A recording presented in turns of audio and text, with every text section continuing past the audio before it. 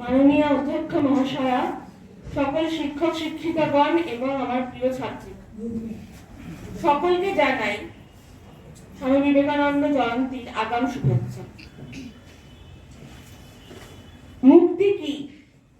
যখন তুমি প্রতিটি মানুষের মনের মন্দিরে ঈশ্বরের অবস্থান অনুভব করতে পারো, সমস্ত বন্ধন থেকে তুমি মুক্তি পাবে, মুক্ত হবে তুমি। দণ্ড কমণ্ডলু হাতে এক নবীন পরিব্রাজক চলেছেন ভারত পরিক্রমায়। ভারতাত্মার যথার্থ স্বরূপ সন্ধানী সেই দৃপ্ত চরিত্র সন্ন্যাসীর অভীষ্ট।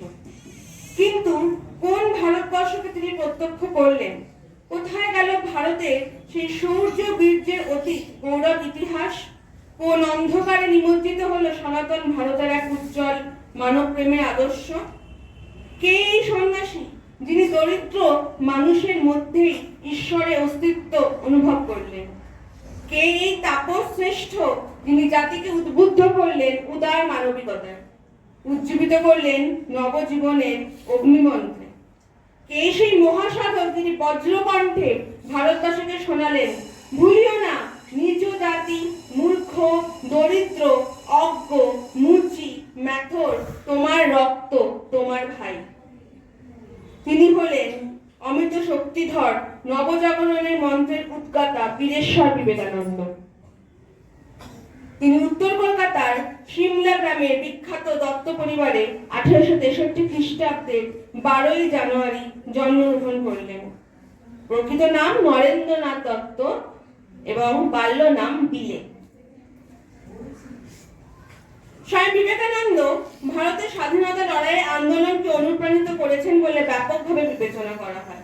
তার লেখা সমূহ সুভাষচন্দ্র বসু, অরবিন্দ ঘোষ এবং বাঘা যতীন সহ স্বাধীনতা যোদ্ধাদের এক পুরো প্রজন্মকে অনুপ্রাণিত করেছিল।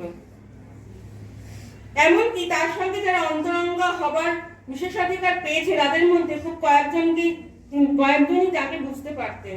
তার ব্যক্তিত্ব ছিল সমৃদ্ধ, সুগভীর, জটিল। ত্যাগে তিনি বেপরোয়া, কর্মে তিনি বিরতিহীন, ভালোবাসায় তিনি সীমাহীন, জ্ঞানে তিনি প্রগাঢ় ও বিচিত্রগামী, আবেগে তিনি প্রাণোচ্ছল, আক্রমণে তিনি করুণাহীন, তথাপি শিশুর মতো সরল। আমাদের পৃথিবীতে তিনি ছিলেন এক বিরল ব্যক্তিত্ব। রবীন্দ্রনাথ ঠাকুর বলেছিলেন কবি রমারোলাকে, যদি আপনি ভারতকে জানতে চান তবে বিবেকানন্দ পড়ুন, তার মধ্যে সবকিছু ইতিবাচক, নেতিবাচক বলে কিছু নেই। তিনি আরো বলেছিলেন, সর্বোচ্চের জন্য দেখুন, সেই সর্বোচ্চ লক্ষ্য করুন এবং আপনি তবেই সর্বোচ্চে পৌঁছতে পারবেন। তার বার্তা ছিল সহজ কিন্তু শক্তিশালী। তার বার্তা জাতি ও ধর্মের শিকড় ভেদ করে বিশ্ব ভ্রাতৃত্বের ভাষা বলেছিল। তিনি যা বলেছিলেন তা আজ আমাদের দেশের তরুণদের মধ্যে আদর্শের গুরুত্বকে ধরে রাখে। তিনি তরুণদের শাশ্বত শক্তি এবং সত্যের জন্য তার অস্থির অনুসন্ধানকে মূর্ত করেছেন। তাই 12ই জানুয়ারি তার জন্মবার্ষিকী সম্পূর্ণরূপে উপযুক্ত ভারতবর্ষে যুব দিবস হিসাবে পালনের জন্য।